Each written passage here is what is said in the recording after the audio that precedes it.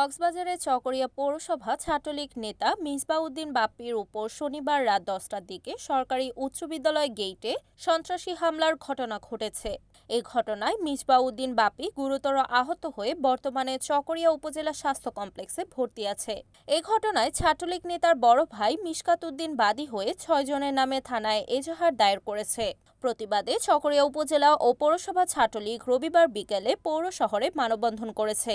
মানববন্ধন থেকে ছাত্রনেতা বাপ্পির ওপর হামলার ঘটনায় জড়িতদের অবিলম্বে গ্রেফতারের দাবি জানান। এ সময় উপস্থিত ছিলেন চকরিয়া উপজেলা ছাত্রলীগের সাধারণ সম্পাদক আকিদ হোসেন সজীব, উপজেলা ছাত্রলীগের নেতা ইসমাইল, পৌরসভা ছাত্রলীগ নেতা ইবনুল জাওয়াদ, সিটি কলেজ ছাত্রলীগের সভাপতি আব্দুল ওয়াহিদ শাওন, পৌরসভা 5 নং ওয়ার্ড ছাত্রলীগের সাধারণ সম্পাদক রানা হাবিব, ছাত্রলীগ নেতা সৌরভ প্রমুখ নেতৃবৃন্দ বক্তব্য রাখেন। আমার ভাই, আমার সহযোদ্ধা, আমার স্নেহের ছোট ভাই পৌর ছাত্রলীগ নেতা মিসবাউদ্দিন বাপ্পির উপর যে হামলা হয়েছে, যে বর্বরচিত হামলা হয়েছে, এই ন্যাক্কারজনক হামলা তীব্র নিন্দা জানাই। আমরা আজকের এই মানববন্ধনের সাথে আমরা জানাতে চাই, এই বাপ্পির হামলার আমরা সুষ্ঠু বিচার চাই।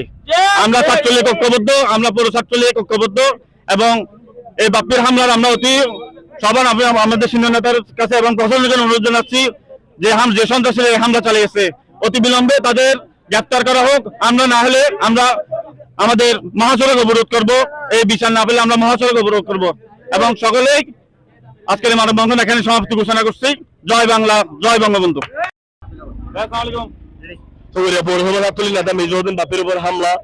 তিনি একজন ছাত্রলীগ নিবেদিত কর্মী। আগামীকাল উপজেলা আওয়ামী লীগ ও পৌরসভা আওয়ামী লীগের একটি আওয়ামী লীগের প্রতিষ্ঠা বার্ষিকী উপলক্ষে প্রস্তুতি সভা ছিল। প্রস্তুতি সভা শেষ করে তিনি মগবাজার গেছে। তার বাড়িতে যাওয়ার পথে তার ব্যবসায়ী 2,50,000 টাকা হাতিয়ে নিয়েছে এবং তাকে অপহরণ করে চকরিয়া হাই স্কুলে মারধর করে মৃত্যু নিশ্চিত মনে করে তাকে ফেলে দিয়ে চলে গেছে অজ্ঞাত সন্ত্রাসীরা। আমরা এই সন্ত্রাসীদের অতি বিলম্বে শাস্তি দাবি জানাচ্ছি। তারা যেন আর কোনো ছাত্রলীগ নেতার উপর এবং কোনো অসহায় মায়ের ছেলের উপর যেন তারা এই বর্বরতা হামলা করতে না পারে। আমরা এর বিরুদ্ধে তীব্র নিন্দা প্রতিবাদ জানাই। আমরা ছাত্রলীগ ঐক্যবদ্ধ, আমরা এই সুস্থ বিচার দাবি জানাচ্ছি। পরবর্তীতে যদি এই বিচার না পাই, আমরা আরো বড় মানববন্ধন এবং প্রতিবাদ সভার আয়োজন করব। Report Riyad Uddin, NAN TV, Cox's Bazar.